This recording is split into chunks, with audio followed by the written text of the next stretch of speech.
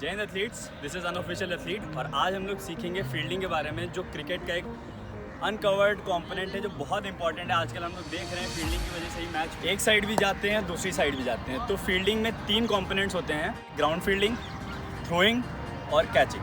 तो आज हम लोग उन तीनों के बारे में बात करेंगे one by one. Let's start. Fielding के बारे में बात करेंगे तो ग्राउंड फील्डिंग में सबसे पहले पोजीशन की ज़रूरत होती है, जो हम लोग बैरियर मेकिंग कहते हैं। तो जैसे कि बैरियर मेकिंग में हम लोगों ने बात की, तो बैरियर मेकिंग में सबसे पहले इम्पॉर्टेंट बात है कि आपकी नज़र सबसे पहले बॉल पे होनी चाहिए। सबसे फर्स्ट एंड फोरमोस्ट पॉइंट है, बॉल आप करेक्ट करेंगे अपने हेड के नीचे, हेड पोजीशन आपकी सामने होनी चाहिए। और साइडवेज, हमेशा बैरियर साइडवेज बनता है। अगर मेरे पास बॉल सामने से आ रही है तो मेरा बैरियर जो है हमेशा साइडवेज बनेगा। तो हम अभी बॉल थ्रो करेंगे। बैरियर मेकिंग कैसे हम लोग को यूटिलाइज़ करना है ये हम लोग देखेंगे। चलिए, आपने देखा इस फील्डर का पोजीशन, आप देख सकते हैं एक नी बेंड है, दूसरा नी भी बेंड है, हेड पोजीशन एकदम बॉल के नीचे है। बॉल जब तक उनके हाथ में आ नहीं गई तब तक उन्होंने बॉल से नज़रें नहीं हटाई। तो ये हमारा बेसिक बैरियर मेकिंग है। तो नेक्स्ट स्टेप है कैचिंग। कैचिंग हम लोग की 2 तरीके की होती हैं, एक होती है हाई कैचिंग, दूसरी होती है क्लोज कैचिंग। क्लोज कैचिंग हम लोग की यूजुअली 30 यार्ड बॉक्स में होती है और हाई कैचिंग या डीप कैचेस जो होते हैं वो हम लोग के आउटफील्ड में होते हैं। तो कैचिंग करने के भी 2 तरीके होते हैं। एक होता है, फर्स्ट होता है ऑर्थोडॉक्स कप मेथड, जो हम लोग इंडियंस ज़्यादातर यूज़ करते हैं, या सब कॉन्टिनेंट कह लें, सब कॉन्टिनेंट में प्लेयर ज़्यादा यूज़ करते हैं। और दूसरा होता है रिवर्स कप मेथड, जो आपने देखा होगा ऑस्ट्रेलियन मेथड भी बोला जाता है। तो वो बाहर के सेना कंट्रीज़ के प्लेयर्स ज़्यादा यूज़ करते हैं। तो आइए दोनों के बारे में बात करते हैं। तो बेसिक जो चीज़ें हम लोग को ध्यान में रखनी है कैचिंग के वक्त, वो है हम लोग की आइज़ हमेशा बॉल पे होनी चाहिए। और हम लोग का ऑर्थोडॉक्स मेथड में हम लोग की एक जो शॉर्ट फिंगर है वो दूसरे पे ओवरलैप्स करनी चाहिए। और हम लोग को हमेशा बॉल जो है अपने पाम पे कलेक्ट करनी है, ना कि फिंगर्स पे फिसलने का ज़्यादा डर है। और अगर हम लोग नीचे की तरफ बॉल को कलेक्ट करेंगे तो बाउंस होकर बॉल गिरने के ज़्यादा चांसेस है। This is the safest place to catch the ball. Okay, और एक पॉइंट और है, आपको हमेशा अपनी बॉडी को स्टेबल रखना है। जितना ज़्यादा से ज़्यादा आप अपनी बॉडी को स्टेबल रखेंगे उससे ज़्यादा चांसेस हैं कि आप वो कैच कंप्लीट करें। Let's begin some short catch.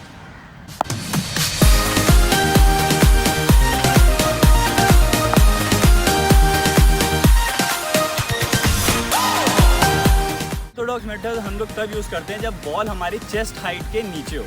तो आपने जैसे कि देखा, ये वाले कैच में इन्होंने ऑर्थोडॉक्स मेथड से पकड़ा है, क्योंकि बॉल जो है उनकी चेस्ट हाइट के ऊपर है। अब ये वाली क्लिप में आप देख सकते हैं कि उन्होंने बॉल जो है रिवर्स कप मेथड से यूज़ की है, क्योंकि बॉल जो है उनकी चेस्ट हाइट के ऊपर है, चेस्ट हाइट के ऊपर यहाँ पर। और हमारा ऑर्थोडॉक्स, ये आउटफील्ड में हमारे हाई कैचेस आते हैं, उन पर कैसे वर्क करना है इस पर बात करते हैं।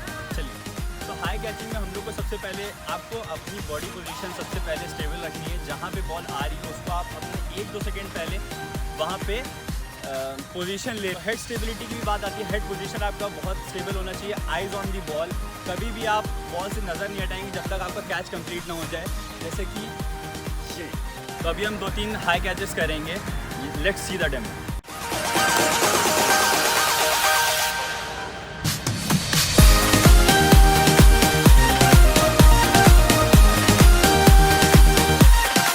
जैसा कि आपने देखा, फील्डर थोड़ी बॉल जो है फील्डर से थोड़ी दूर थी, उन्होंने डिस्टेंस कवर किया और उसके बाद अपनी बॉडी को स्टेबल किया।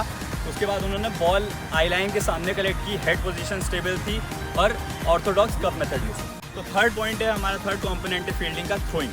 थ्रोइंग में हम लोग को ये ध्यान में रखना है कि जो हमारा वीक फुट है, वीक हैंड है, वीक साइड है, मेरी वीक साइड है लेफ़्ट साइड। तो वीक फुट मेरा है लेफ़्ट पैर का मेरा toe, hip and left shoulder and left hand. These are the main things which we have to keep in mind while throwing. जैसे कि आप देख सकते हैं स्टंप उधर है, तो मेरा toe, hip, shoulder and non bowling arm हमेशा डायरेक्शन में होना चाहिए, तभी मेरा एक्यूरेसी जो है टारगेट की वो ज़्यादा रहेगी।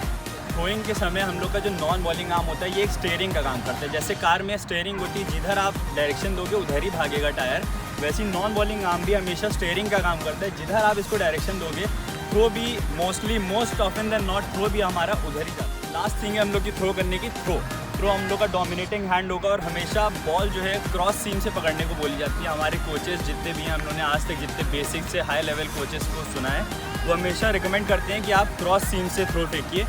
क्योंकि हमेशा जब क्रॉस सीम से पकड़ते हैं तो आप जो एयर है वो ब्रेक करते हुए जाती है बॉल। हमेशा अगर आप सीम से थ्रो फेंकेंगे तो बॉल इधर से उधर मूव कर सकता है, एज़ पर द शाइन जिधर भी होगी उधर मूव करेगा बॉल।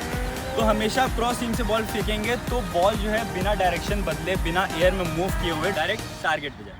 तो चलिए हम लोग एक डेमो करके दिखाते हैं थ्रो का। सामने से मेरे को एक बॉल आएगी, मैं फील्ड करूँगा और थ्रो करूँगा अकॉर्डिंगली।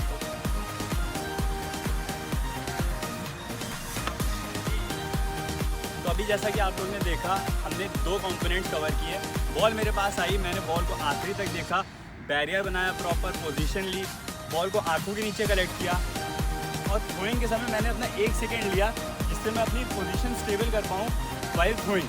तो हम लोग ने देखा कि मैंने नॉन बॉलिंग आर्म का यूज़ किया, नॉन बॉलिंग फुट का यूज़ किया और 1 सेकेंड लेके क्रॉस सीम बॉल को डायरेक्ट थ्रो किया। वॉचिंग द बॉल का इम्पोर्टेंस इसलिए है क्योंकि मोस्ट ऑफ द ग्राउंड्स जो इंटरनेशनल लेवल के नहीं होते वो अनइवन होते हैं। तो बॉल को आप जब तक आखिरी तक नहीं देखेंगे तो हो सकता है अनइवन बाउंस की वजह से बॉल आपसे मिस हो जाए। तो हमेशा ये चीज़ हमेशा इंपॉर्टेंस याद रखिएगा। I hope you like this video. So we'll end this topic here. We have covered 3 components of fielding: ground fielding, catching and throwing. I hope you like this video.